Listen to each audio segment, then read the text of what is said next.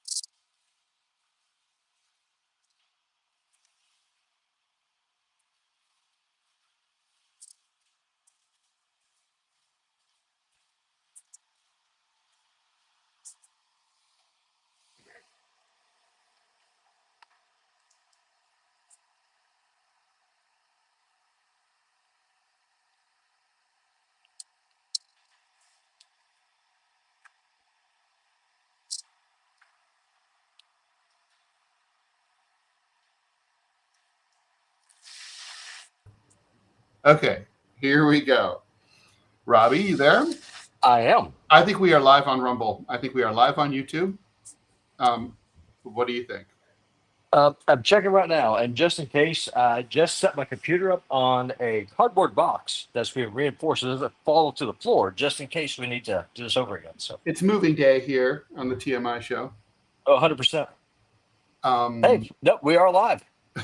All right, everybody. I Thank think you we're live. so much. I'm going to update all the metadata when Robby's talking. So, Robby, be long-winded. Get in touch with your inner long-windedness. All right, so let me get into what we're going to be talking about today. Today, there's a new study that reveals what it takes to be cool, like people like Samuel L. Jackson or David Bowie. What makes you cool? Believe it or not, it's quantifiable. The Journal of Experimental Psychology Central. You might not know about the Central edition. I know you're a general subscriber of the journal to the Journal of Experimental Psychology. Also, in Japan, people are afraid to quit their jobs, so now there's a new service that people can pay $350 to people who are cowards, and they'll quit your job for you. Robby, I know you don't need that service. You're capable of doing that yourself. Yeah, 100%. I've got this. You don't need that. Also, the odds are, this is really relevant. The odds are the next time you apply for a job, you will be screened by an AI bot who will call you or look at you, or you'll have to visit online and answer their AI questions. There's a new study that talks about the last time there was a mass extinction called the Great Dying 252 million years ago. What exactly was the tipping point? It turns out it was forests that was the tipping point. And finally, Travis Kelce, who is, of course, Taylor Swift's boyfriend, admits that he's kind of illiterate. All right, so that's what we're getting into here on the TMI show.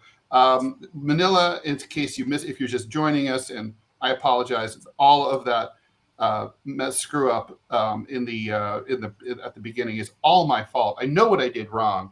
I basically created a feedback loop where I had the YouTube feeding off the Rumble, and then the Rumble was feeding to another YouTube, and it was like everything was completely confused. That's impressive. I didn't know that was possible. So, but I want to congratulate you, sir, on. I don't know how the hell you. I don't know how you're able to do that, because for those of you who are watching, what we do is that we stream to YouTube, and then what we do, typically, what I would do is I would grab that feed, then broadcast it out to all the other sites, Rumble, Twitch, Kick, everything else. I did not realize it was possible to actually stream to YouTube, then have YouTube grab the Rumble feed that was looking for the YouTube feed. So That's what happens. That is impressive. So well done, Ted. I've managed to create major confusion, not for the first or the last time in my life. Oh my God, I'm an idiot, no question about it. I mean, there's people who have been wondering if I'm an idiot. Like, we know I'm an idiot now. So anyway, so that's it. All right, so let's get into it. So Robby, do you think you're cool? No. Okay, I think you're cool, but Anyway, there's a secret sauce that helps explain why people like Bowie, Samuel L. Jackson, and Charli XCX all seem so self-assured. A new study by the Journal of Experimental Psychology General surveyed 6,000 participants from 12 countries from different cultures around the world. Turns out that regardless of differences in culture, age, income level, education, gender, everything, it kind of doesn't matter. There's common, very American ideas of what constitutes cool, according to Caleb Warren, one of the authors of the study and a professor at the Eller College of Management at the University of Arizona, who researches consumer psychology. Coolness, as you can imagine, is not a commonly studied academic subject. But past research found that coolness was usually viewed as something positive, like people who are cool are also friendly, competent, trendy, and attractive. But actually, those things are someone who is good. A good person is perceived as someone who is more conformist, traditional, secure, warm, agreeable, universalistic, which means universalistic is someone who sees everyone and everything as being equal or equally worthy of care and respect, conscientious and calm. A cool person isn't really those things. A cool person tends to be extroverted. Okay, so I'm out. Hedonistic, I'm in. Powerful, that's subjective, probably not true. At times, yes, at times, no. Adventurous, I think I'm adventurous. Open, I think I'm open. And autonomous, that's subjective, I guess. Someone who basically goes their own way. I That was don't 100% me. know. You're autonomous? Oh, well, I mean, just to kind of give you an idea. So, how you're talking about being powerful. So, let me show y'all here. So, this is the redneck engineering I've got going on right now. So, I don't have an office put together yet. So, in order to get the internet up here running, I stole the wife's ironing board and I got the modem and the router right here. And so, we're just literally just kind of just putting this all together by duct tape and prayers. And for me, the whole idea of cool is being trustworthy. If you have a problem, figure out how to do it. If you got to do some red deck engineering, by all means do so. Duct tape fixes almost everything. And if you have duct tape, find your wife's ironing board. I mean, there are there are ways to solve problems. It's also interesting. Like, I mean, coolness is definitely a positive personality trait, or a perception, I should say, in Western cultures, especially in the United States and countries like that are Anglo-Saxon, like the U.S., Australia, and the U.K. But like for example, we're going to be talking a little bit about Japan in the next segment, and coolness is not really that important there, right? I mean, being conformist is a far more valuable commodity trait there, and it's like, I guess the question is coolness? Should Americans still care about being cool, Robbie? Talk long because I've got to Well, answer. By the way, I mean, I think it's cool, by the way, to admit when you're a fuck up. I'm a fuck up. I can't believe I'm just updating the data here so people can find us. no, man, no, no, you're good. And as far as I don't know, I mean, because my whole idea of being cool, hedonism for me is not a cool trait. Going out and, and being a man whore or a regular whore, that doesn't really that doesn't blow up my skirt. What impresses me is they're getting up, root hogging and dying, busting butt every day, providing for the people who need you. And at the end of the day, whenever it comes time for your ticket to get punched, if you just have a small circle of friends and they're there, they say, "Hey, no, that Robbie guy, I don't always agree with him, but he took good care of his family." For me, that's enough. I don't really understand this whole popularity trend, going out and uh, trying to impress people who don't know you or people who have this idea of an image of you, but that image is not actually the real you. All you're doing is selling an illusion. Yeah, To me, it makes more sense if you be the real you. People are either going to generally like you or they're going to generally hate you. And to me, that's a much more honest way of doing. It might not be cool, but I think that that's probably the healthier way to do it. I think that's why um, celebrities are so miserable, is because when that luster shines, they start turning to drugs and dope and the booze and all this other crap, and then they end up there jumping off bridges or something. What's the point? hmm.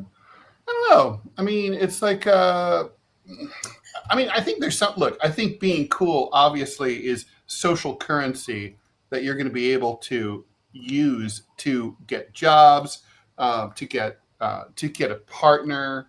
I mean, it's not to be understated, I think, I mean, it's like, it's definitely useful. So it's not like, I don't think it's something that people should understate at all. But isn't that charisma? Not necessarily coolness. I mean, just just have a force of personality to help you get a job or get or get a partner or whatever it is you're trying to do. I mean, that's just a force of your personality. That's not because you're trying to be the next James Dean in your white T-shirt. That's true. That's true. Are we still live on Rumble? I'm still checking this. I'm confused. I can't see where. We are, yes, we are live on Rumble. Okay, good, good, good. Yep, Because I am. To show you my hedonism, I'm watching it on my phone while I'm on my iPad, so I can make sure that trying to minimize the amount of fuckery this morning that we've already had. yeah, well, one thing about being cool is also that, like, apparently, this would tend to imply that you would be able to. You could probably you could probably learn how to be cool at a young age, right? We got breaking news. Speaking of cool, All right, let's hear. Sean Diddy was just convicted of prostitution, but found not, but acquitted of sex trafficking. Oh, okay. All right. Well, that is interesting news. I have to admit I've been following that case with some interest, and I don't think that there's been. I never believed that the prosecution had a case on sex trafficking. Right? I mean, it just sort of didn't make sense. It's like certainly he hired prostitutes. There's no question about that. He even admitted it, really. So, But but but I mean, by society standards, wouldn't he have been considered a cool guy? he was. I mean, I used to live in, in the same town he did in the Hamptons, and I see him in his all white getup, and he was famous for his white parties, which are not to be confused, I think, with his freak out parties. I wouldn't know since I was never cool enough to be invited to either one, It's but probably good. or rich enough. Yeah, no, right now I'm not regretting that. Um, and and so he ended up, but you'd see him, and you'd be like, that guy's cool. Jeffrey Epstein was considered cool at one time. See, I must be completely just a social anomaly, Ted, because looking at those people, I never considered them cool. I always consider those people just kind of people just sad. I mean, yeah, people hanging on because you have money, and I mean, what happens when you lose that? Why not just have a genuine, real circle of friends? Now, I get that if you're a politician or if you're a celebrity, you gotta have a public image, right? You do. But why can't your public image be the real you? I don't understand the game. That's why I'll never be a politician. That is the. I mean, well, the thing is, I think to me, honestly, when I think about the traits that go into being cool, it's it is a self assuredness, right? Basically, being completely at home in your own skin, accepting yourself for the way you are, and having the attitude that people either like it or they don't. That doesn't mean being an asshole or being rude to people, but it's just like, this is it, and you can you can hang, we can hang. I hope we can hang. But if you can't hang, we can't hang, and that's totally cool. And then by that definition, then wouldn't you consider me cool? Because I'm pretty comfortable in my own skin, and I have no problem telling people where I what I believe, where I stand. Yeah, I mean, the, I think you are cool. I mean, I think one definition of cool is also like the definition that people used to give about people like Elvis Presley. Guys wanted to be him, women wanted to fuck him. Maybe some guys wanted to fuck him too. But the point is, it's like that desirability also. But yeah, I mean, people are like, wow, like I wish I could be as blah blah blah. But I agree. I think being you totally fit that. I think hedonism is the super interesting aspect of this, though. I mean, it's like it was considered throughout like the 1950s and 60s and stuff. Someone who drank hard, partied hard, fucked hard, like that person was considered automatically cool. But it's now, self-destructive. Right. I know exactly. I mean, like Jim Morrison was cool by the standards of the late 60s, early 1970s when he died. But would he be considered cool now? I think people might be more likely to think that he was a pathetic figure. I don't know. I mean, to me, I mean, honestly, Ted, I just look at those people now. No, I'm also the first one to admit. Yeah, I come from a small town in the South, and what I grew up in is that the important thing is always provide for your family, and be honest. You know, uh, you got to stand for something, or you'll fall for anything, as the old song goes. And I that, like I that. mean, for me, I mean, that just kind of that for me, I mean, that's just kind of just baked into my DNA. Looking at people like these big celebrities like Diddy Combs or Britney Spears, their lives are so sad now. I mean, for what? What have they gained? Absolutely nothing. I would rather, for me, the epitome of coolness is if you give your word, you follow through with it. You're dependable. The best ability is dependability. If you're always stoned or drunk, odds are you're not going to be particularly dependable. Like Hank Williams Sr. He was notorious for being drunk. He died young, and he almost never go to his recordings because he wasn't dependable because he's always slooshed. So what's the point? What's cool about that? I don't understand. I'm No, just too there's stupid to understand. Nah, I don't think you're too stupid to understand. I think it's like I think you're right, 100%. Also, we should talk about goodness.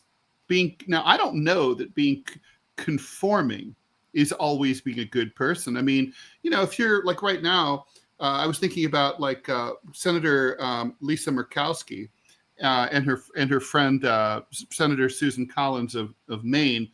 The two of them, as usual, were complaining about the big beautiful bill, raising the deficit too much. They hated a lot of aspects of it, and they always do the same thing. I hate this bill. I'm not going to vote for it.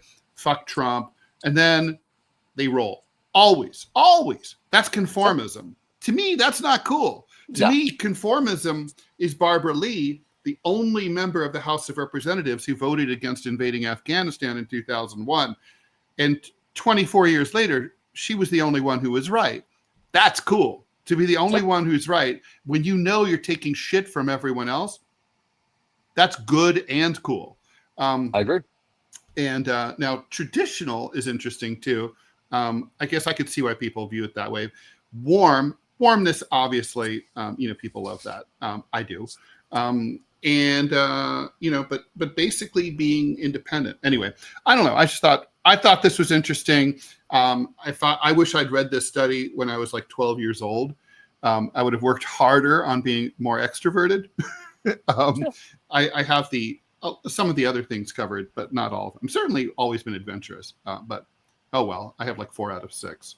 Oh well. But hey, I mean, if you go up here What to are you gonna do? Montana, you can go explore all you want. And as far as I'm not, I'm a very introverted person. I'm not a big people person. I mean, I have my small circle of friends, which you're a member of, and Mm-hmm. that's all that I need. And I appreciate that. I don't need to just have a big circle of hangers on. I would rather have a handful of friends as opposed to a swarm of acquaintances. More often than not, it's because they want to get something based on a relationship. I would just rather just I don't know. I would just rather just be around real and authentic people. Agree or disagree. It's to me that makes the more to me it's more interesting that way because I get to know the real Ted Rall, or I get to know the real Manila Chan, and Mm-hmm. y'all get to know the real Robbie. Frankly, Right. all y'all watching, y'all know the real Robbie. I mean, there is no mask here. I mean, what you see is what you get. Like yesterday when I was moving, I was talking to my pastor, and it's just like one thing I'll tell you, God has a real sense of humor. I'm talking to my preacher, all right. He said, "Well, what do you mean?" I said, "Let me tell you what I mean." So it took him 6 days to make the earth. It took him 30 days to get me a check so I could get to a house. The day that the day that the check arrives is the day this apartment I'm moving into comes open. So the check comes in the day this apartment comes open. I go to the bank. They clear the check right away, make the payment, and naturally the apartment is upstairs. And so it's just like, what the ever living hell? I said, I don't know what it is that God's trying to teach me here, but I'll probably never figure it out. I'm not that smart. But anyone that says that God does not have a sense of humor, they've never met the guy Well, because Robby, he 100% does. I would argue that the people who work in the financial services sector are on the opposite team of Team God. So they're calling from the basement. All right, let's move on here. So in Japan, there is a new company called Momuri, which is based in Tokyo. It's a resignation company, and it literally means in Japanese, I can't take it anymore. Momuri. I'm going to say that all the time from now on. Anyway, so it's one of many companies that's called a proxy quitter. For about 50,000 yen or 350 bucks, they will step in for you if you're too afraid to tell your boss that you want to quit. Good example, Shota Shimuzi slid on his headset and called up the HR department of his client's employer, which was a nursing care company. The client wanted to quit her job, but was too afraid to do so, so Shimuzu did it for her. There was a mismatch between her expectations and the reality of the job, Shimuzu told HR. She still has her uniform and locker key and will return them by mail. Can we confirm your mailing address?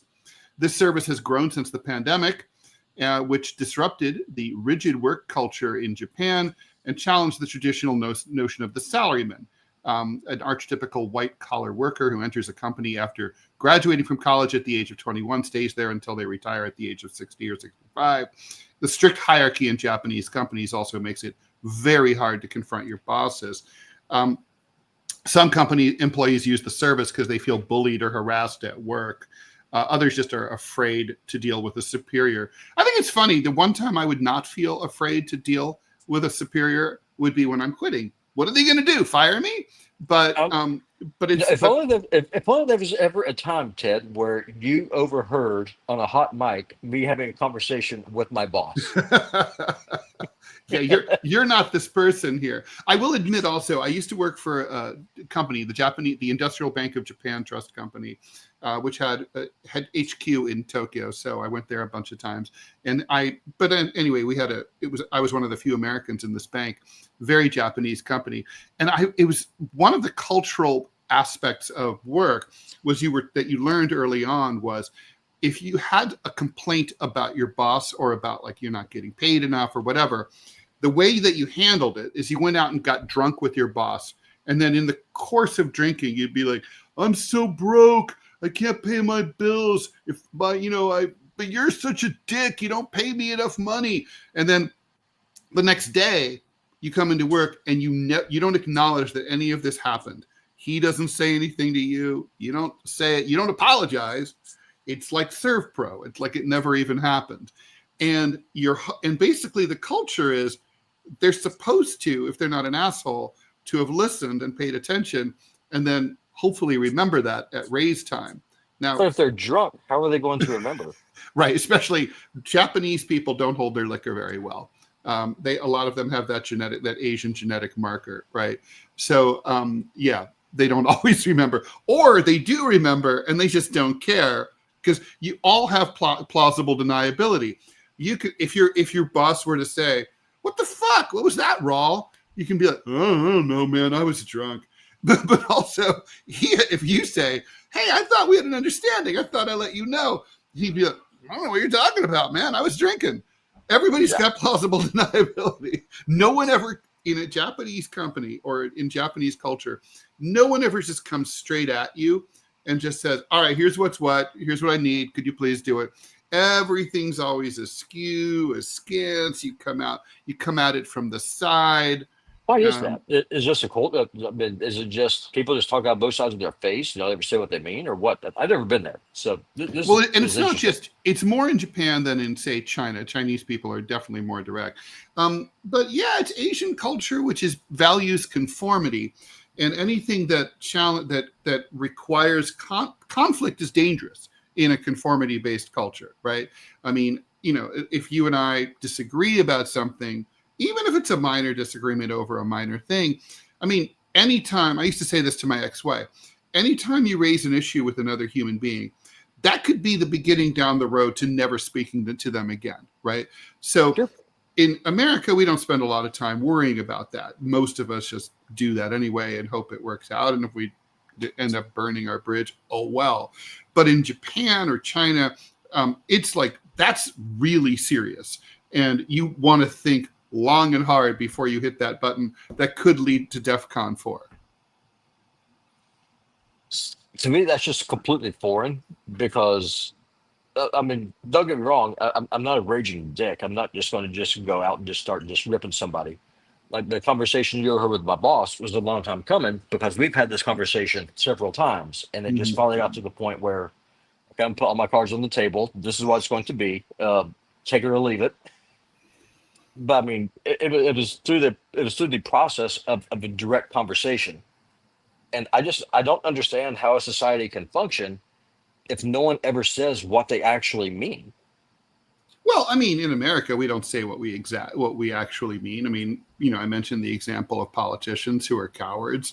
We don't do Well, that's that. because they're bought and paid for. I'm just talking about like normal working class people. I guarantee Well, you, people are afraid to lose their jobs because literally, like, your ability to work is your ability to put food on the table and a house and a roof over your head, as you well know, as you just moved into a new roof. Under a new roof, which I can see very well right now. Yeah, it's a good view. I hope the roof is solid there in Montana. It snows a lot, rains a lot. Yeah, I think it'll be good. Tomorrow I should have the studio set up, so you won't have this wonderful view anymore. So it's kind of awesome, though. I mean, there's something about the raw look. So when I had my old radio show in LA on KFI. I had a skit. It was a deal where basically it was called Dial a Dump, and if you were too afraid to dump your spouse or your romantic partner, I would do it for you. So the people would call up, and I got to tell you, this was a popular thing. The lines were full from the very, very beginning of that segment, always. And like you'd pick up the phone, I'd be like, "All right, so." Robby, tell me about your situation. And you'd be like, my wife this, my wife that. And they're like, okay, all right, give me your number. And then I'd call her up on the air. On the radio. On the radio. I'd say, hi, this is Ted Rall. You're on the air on KFI AM 640. And it got so big that at a certain point, as soon as I introduced myself, I'd say, hi, you're on the air. This is Ted Rall. People would be like, no way. No way! I can't believe that coward. He wouldn't tell me himself because they knew what time of the day it was. They knew why I was calling. But the way it was supposed to work is I'd say, so, Ken's kind of feeling like you're not blowing him enough, and so he found someone else to blow him. So he's gone. Bye. And it was so wild. People just didn't have the courage to break up. I mean, I understand that. It's terrifying. That's the society we live in, is people are afraid to talk to each other because of the consequences. I mean, bad things can happen when you tell the truth. Oh, well, I've said before, I'm waiting for the day I get doxxed. It's going to happen. I just don't know when. But I mean, and the thing is, I think that social media also plays a lot into it because it kind of how we're talking about being cool. People have a perception about what being cool is, but if you are not that quote unquote cool person, then I think a lot of people just feel like that they just can't, that they just shouldn't even approach any kind of an issue or a topic or even a person, and kind of go from there. It's just like, I'm sure that in a lot of the circles that you run in. So, what, you've been in a monogamous relationship for all this long and you pray to a guy you can't see up in the sky? That's not very cool. Whereas me, I don't really care if you think it's cool or not. But a lot of people, though, they do because you got that social pressure. So it's just interesting. Yeah, no, for sure. All right, let's move on here. I'm really seriously, this creeps me out. Increasingly, job candidates are running into virtual recruiters for screenings. Conversational agents built on large language models like ChatGPT help recruiting firms and hiring companies respond to every applicant. They conduct interviews around the clock, and they find the best candidate. I bet that's not necessarily true. In increasingly large talent pools, People who have experienced AI interviews, however, don't like them. Some say it's not as bad as I thought. Others find it cold and confusing. According to the Society for Human Resource Management, a growing number of organizations use AI for recruiting to automate their candidate searches and communicate with applicants. Job applicants are turning to AI as well to quickly tailor their resumes and cover letters. Guilty, and to apply instantly. LinkedIn said applications for job openings have jumped 30% in the past 2 years, partly because of AI, with some jobs receiving hundreds of applications within a few hours. There's a high likelihood that people will get a call from AI in the very, very near future. We're going to be moving from assuming that it's human and actually surprised by AI to assuming that it's AI and being surprised if we get to talk to a human being. In the cases of AI, job candidates are often told that they might be contacted by a virtual recruiter. Then they get a text message or an email with the instructions that give them a link to the interview. This can be by phone or video, anywhere from a few minutes to about 20 minutes. Questions range from basic to complicated, like describing specific scenarios and resolutions. The agents can end the interview if the candidate doesn't meet minimums and requirements. I am sorry, Robby West, this interview is now terminated. Some allow questions, although agents may not be able to answer all of them.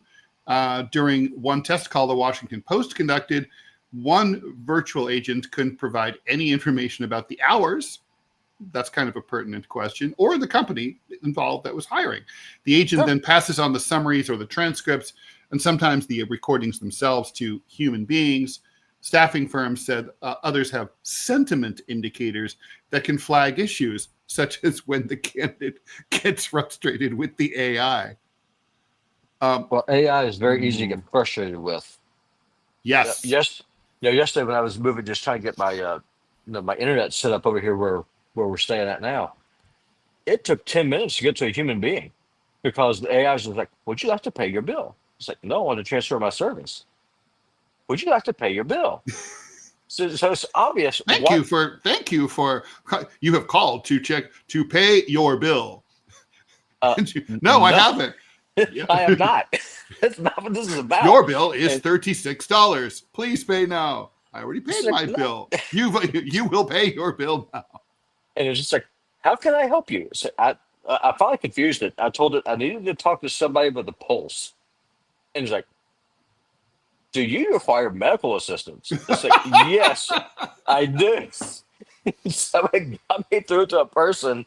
And so I was like, "Yeah, no, I'm actually just trying to transfer a service, but your AI thinks I need an ambulance." If Trump would ban all phone trees, I think that he could get 99% of the vote, or anyone really could. Kamala could have won that way too. I sat next to a woman on a plane one time who her job was advising big corporations about how to handle their customer service when they call for help. And she told me this great story. So she said she strongly believes that a person should answer the phone, and the companies I used to live in a zone where the cable company, you literally called them for any reason, and it was a person like, "Cablevision, how can I help you?" You'd be like, "What?" And it was an American who knew what the fuck you needed, and they might actually know what was going on. Like, "Oh, are you in East Hampton? Yeah, we have trees down there. Don't worry, we're on top of it. It'll probably be resolved in 2 hours." Be like, "Oh my God, that's so great. Thank you." Anyways, that's how she advised companies to handle it. And whenever members of the board of directors would push back, she would then play recordings. So, when they say this call may be recorded for quality assurance purposes, Right. They do record them. And so she would take some of the plays, and she would play some of the recordings from people on hold, and they'd be like, "Motherfucker, I hate this company. I'm going to go and kill the CEO. I hate them and cancel on my service. I'm telling all my friends, I'm selling the stock. Fuck them, fuck them, fuck them." And then she played that over and over, and it's like, they'd usually end up coming around to see things her way. Yeah, I would think so. I'm not kidding you, man. It took forever to get through to a human. It was so freaking bad. And I can only imagine, trying to do something, just trying to bank online or something, over the phone. That would be a nightmare. I don't know why anyone would ever try to do that. People So, do. so I mean, part of the problem here is like, okay, so AI does solve problems, right? So, for example, one of the problems is when you subscribe, when you apply to a job, you're probably never going to hear from them. In fact, I just saw a job I want to apply to. It really looks like a great job for me. I'm probably not going to get it. So I'm thinking, do I really want to spend, like, say, 2 hours crafting a cover letter and my resume for a job I'm probably not going to hear back from? The answer is no. So of course I'm going to put in everything into Grok about the job listing. I'm going to say, I'm Ted Rall, the cartoonist and podcast host, and please create a cover letter applying for this job. And then I'll tweak it and send it, right? It solves that problem. I mean, you could say, but why? So then what happens is that creates a problem. They're going to get all these applicants from people like Yep. me who are like, that was an easy job to apply to. And they're overwhelmed. And probably Yep. a lot of them are people like me who they don't want because I'm too white and male and too old to be worth hiring. Why are So you being so racist, Ted? self-racist. So the thing is, so they're doing, but then if you go back to if you drill down, like, well, what's really the problem? The real problem is that people are used to the fact that they don't hear back when they apply for a job. If people heard back, if they were treated with dignity, they would treat the process with some respect. But when the system doesn't respect you, you don't respect the system. And then you try to game the system. That's just sociology. And so, they're creating their own problem that then they're then using an AI tool against AI tools, but they didn't really need those AI tools if they hadn't created the problem in the first place. But then they have to pay somebody. Right. That's the God problem. forbid. I mean, if you have to pay someone to actually, go through resumes, do calls, talk to the applicants, I mean, then you're going to cut into that CEO's profits. No, you can't have that. He needs to get his bonus, right? I mean, he needs that fourth jet. So what do? You automate it. True. That is very true and very, yeah. So that's where we're at here. That's late stage capitalism. I mean, It's not. I that's mean, what it's is. not going away, right? I No, mean, this those is don't this get is worse. this is yeah, for sure. Well, I All mean, right. we talked, we touched on this yesterday, like, all the migrants and stuff that are being imported. What's going to happen when you don't need to have 100 people out working in the fields? If you like to do in China, like already right now, using robots to go and harvest, what do you do with Mm-hmm. all these unskilled people that you have? What is the solution? What do you do? It's a good. Because this It's a problem is good only going to get question. worse. All right. So let me get into. We have this. I thought this was super interesting. I'm really wondering what you think about this, Robby, because we've argued about climate change before. There was a mass extinction event known as the Great Dying 252 million years ago. 90% of all life on Earth was wiped out completely. The planet became lethally hot and remained so for 5 million years, which is a long time. A team of international researchers now say they figured out why. They've been studying fossils, and it all revolves around forests.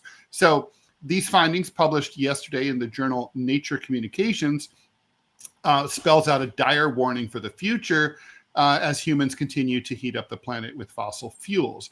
So the Great Dying was the worst of the 5 mass extinction events that have punctuated Earth's history. It marked the end of what is called the Permian geological period.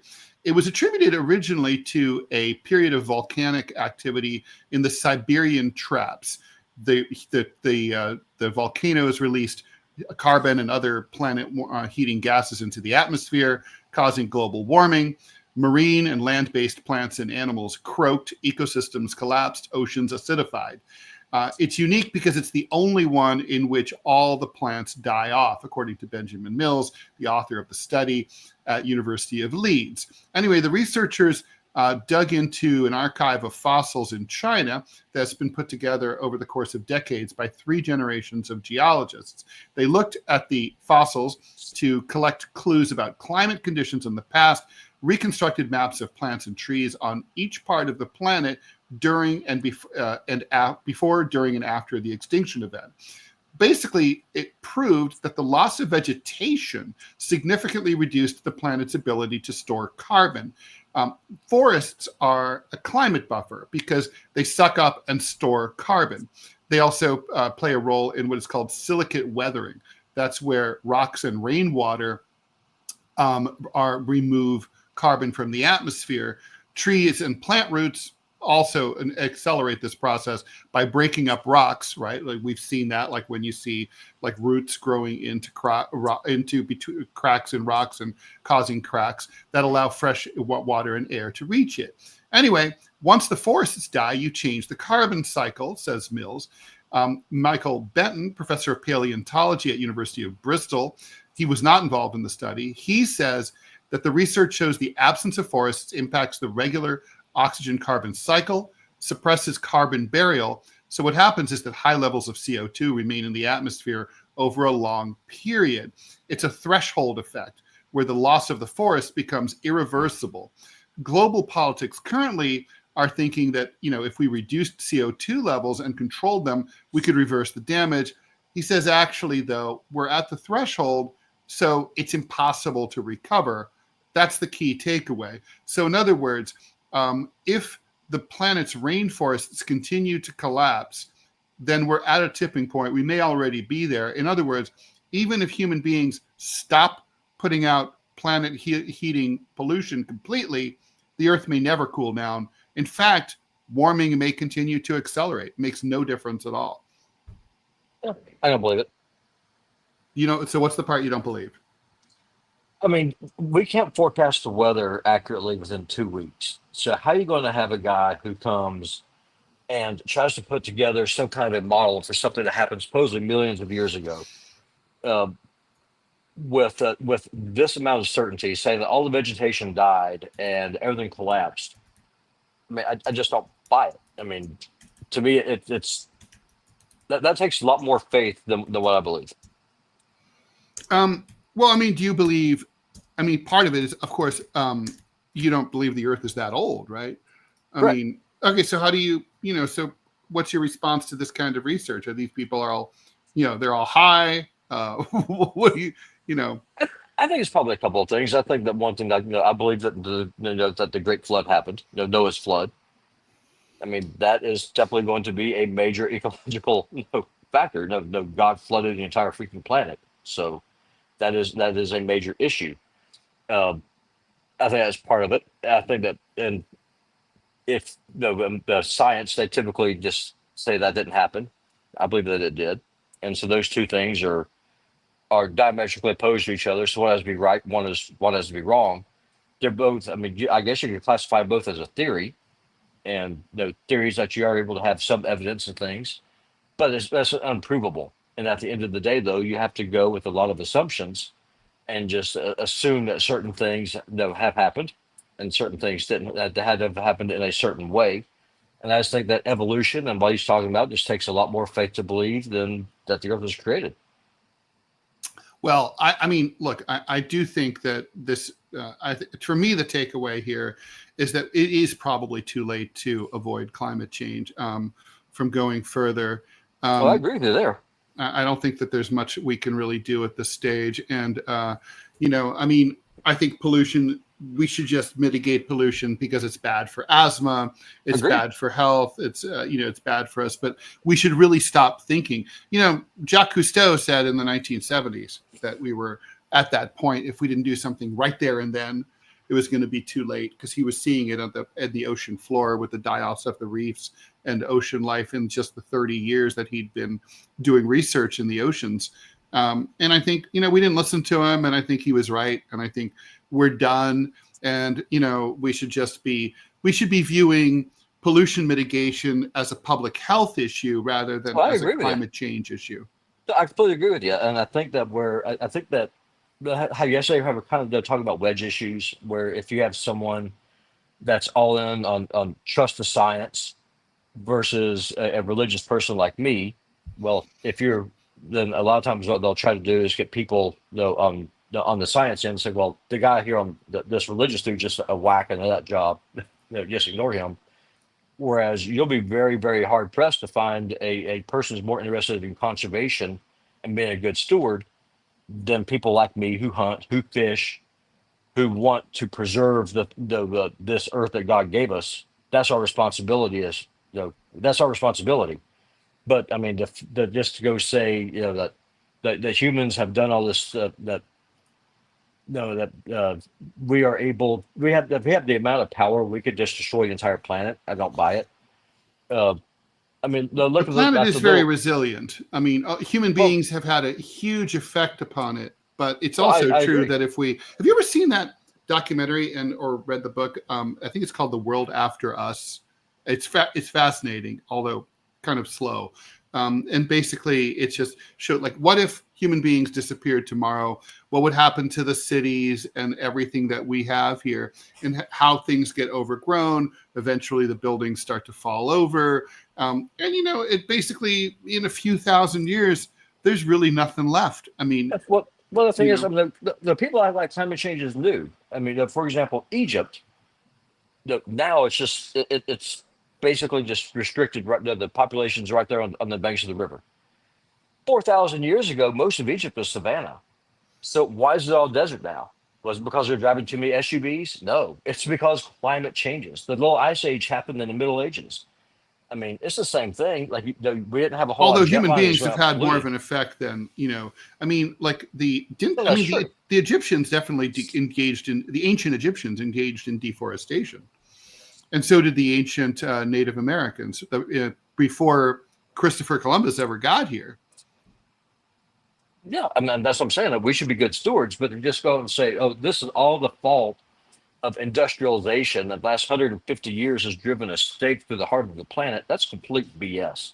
That's sophistry in the extreme. I don't buy it. I think that the better argument to be, the better argument to make rather, better argument to be. God, I'm tired.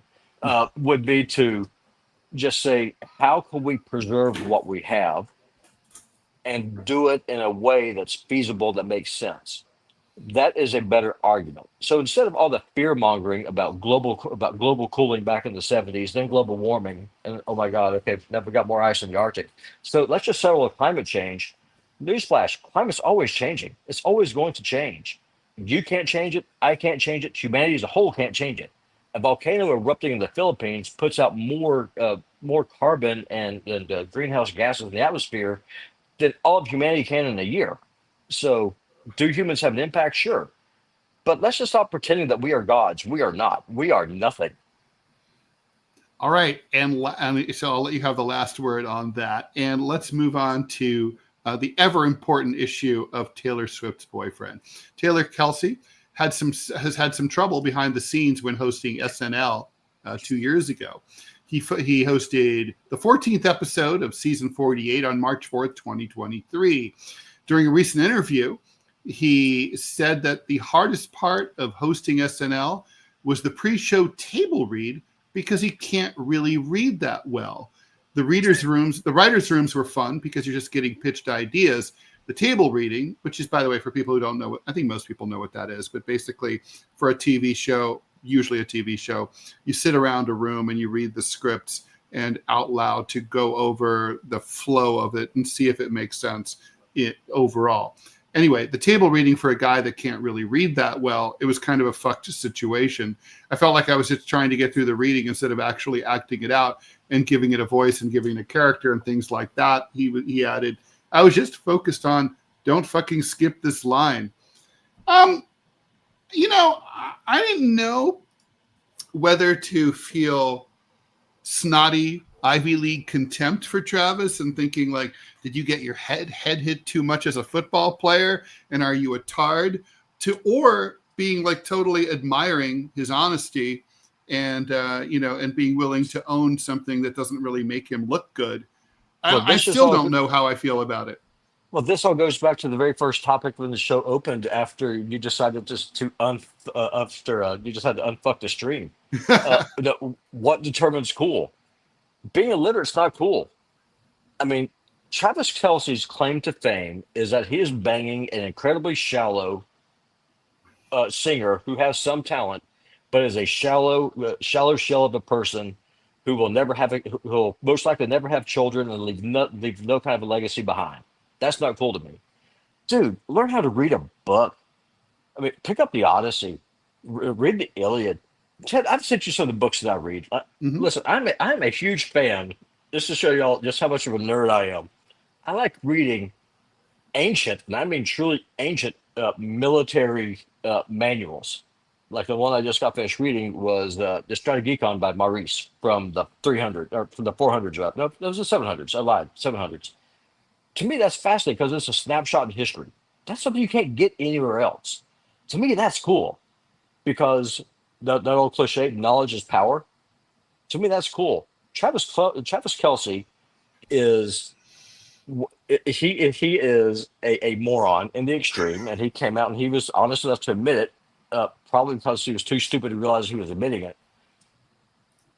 There's nothing cool about that. I mean, I grew up dirt floor poor. There are these things called libraries. You can go and learn to read. Pick up a That's true. book. My yeah, That's cool. my grandfather only had from France only had a second grade education. He was forcibly inducted into the French Merchant Marine when he was 9 years old. And that said, he was extremely well read, very educated, one of the best, smartest, best educated men I've ever met in my life. He also was very snotty about food. When he was sent to Buchenwald, he said like the food was so bad that he traded away his rations for reading material from other prisoners. I was like, that's the Rall family, man. We'd Yeah. rather read than eat shitty food. I mean, I love books, and I don't get it. I mean, the fact that people are surprised with Got a little light Travis reading, Kelsey, by the way, all set for this week.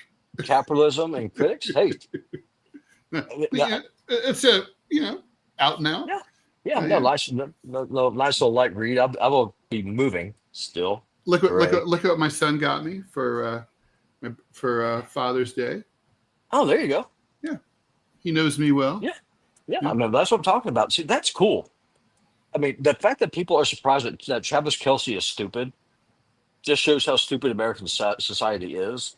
It's really Because depressing that also it Taylor really is. Swift, who's worth over $1 billion supposedly, is she thinks that, I mean, this is the guy she ended up with.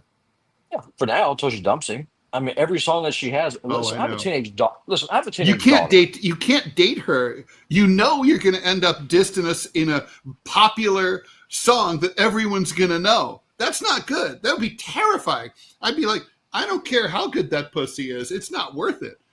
Well, I mean, how stretched out is it? How good is it at this point? I mean, that's my whole point. And I don't know it about that makes no part, but difference. certainly it's Well, I like, don't either. it ain't worth it. It ain't But worth it.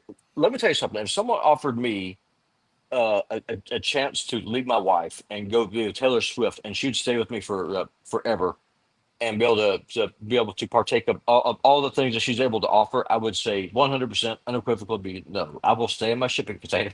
Yes, I am in a shipping container. I will stay in my shipping container with a woman who actually works hard, who loves her family, and who loves me, as opposed to someone who's just so incredibly shallow that she sells her soul for what, fleeting fame and a bunch of money she can't take with her. I mean, seriously, what can she spend it on? What can she? What is it? What is there in this world that she would want that she cannot have? Well, that's a good question. And I I mean, mean, seriously. I And do think, I I can't even realize I'm being imagine. all philosophical here, but I mean, I think that's just the crust of it. If society, our society is so screwed up now. If it says something is cool, run away from it. Go the other way. Yeah, no, I mean, so, and yeah, and by the way, just to put a fine point on it, and then we should wrap things up. I don't, I mean, this is an SNL script, right? It's not Dostoevsky. It's not, capitalism and its critics. It's like, it's an SNL script, and he was Right. having trouble reading it. I mean, if that were me, it's sort of like you wake up in the mirror one day and you weigh 400 pounds. You're like, you got to be like, holy shit, I'm fat. I got to get my ass to I got to like eat less, start exercising more. Hell, I am fat and I need to do that, right? I'm overweight. I need to lose weight. And that is and so same thing, if I'm Travis, I mean, he doesn't seem dumb. He just seems ignorant and uneducated. And it's kind of like, if I woke up one day and it's like, go to SNL and I'm like, I can't read the script, I would be really worried. I would think, okay, well, I'm rich. I can hire tutors to help me get up to speed. Really? Yeah. Well, what is he going to do after his football career ends? I mean, Right. his body can only take so much abuse. What happens then? What do you do Right. then? Right. I mean, is that the end? Is that the end of your existence? Is that all that you have to offer the society? If it is, you are a waste of carbon. Maybe you should go sleep under a tree and be absorbed back into the good earth. It's Backside just of Nowhere stupid. has a great line here. They said that U.S. went from barbarism to decadence without passing through civilization. I forget who said that originally, but I have heard that. Yeah. Yeah, I mean, see, yeah, Adrian Thoreau. on Rumble said that, uh, but Putin bought Taylor Swift could buy the whole ship, not just the container. Yeah, I mean, that's true. But then where the hell would I put it here in the Flathead Valley? I mean, why would you just have it just? I guess you just disassemble it, have it put together here, and then just stick it up right there up under a mountain. That And then would she work. talked shit about you after she inevitably broke up with you. Oh, But 100%. I'd rather not. I'd rather have my dignity. I feel like I've always felt that was gross of her. Honestly, I mean, it's kind of like, have some respect for. I have old friends who, I'm not friends with anymore, but I value the friendship that we had. I don't Sure. necessarily like the way that the friendship ended, but I don't let that define the entire years and years of friendship. I consider the whole thing holistically, and I respect them, and I really wish them all the best, and I hope everything works out for them. And who knows, we might, hang out in the future. And I just feel like it's burning that kind of bridge, like, fuck that person. It's so toxic. Well, she did. She did. Yeah. And then Well, she left them. And then she made money talking about how she broke up with them and how she left them. And she, Travis Kelsey, I know he watches the show. First of all, it's not too late for you, Travis. You can get some smarts. Go to the library, learn how to read. And second, when Taylor Swift dumps you, the best revenge is for you to come out with a tell-all to us about how pathetic she is. And you write the book. Once you all learn how to right. write. And with that, I just want to remind everyone, we will be back here Thursday. That's tomorrow, 10 Oh, o'clock Eastern time. I'm going to, right there behind the scenes, you see the boy walking around. Yes. hey, how's it going?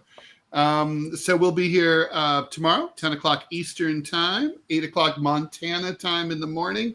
No show on Friday, July 4th, due to the holiday.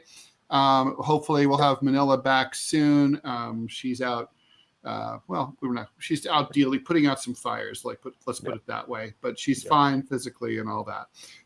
So we will see you all. Please like, subscribe, and share the show. Robby, I think last time I checked yesterday, we were 75 subscribers short on YouTube to get some shekels coming in. So that would be way. awesome. Thanks. Seriously, thank you everyone for listening and watching. Really appreciate you. Stay cool. And now I gotta. Manila's so much better at this than I am. All right, here we go.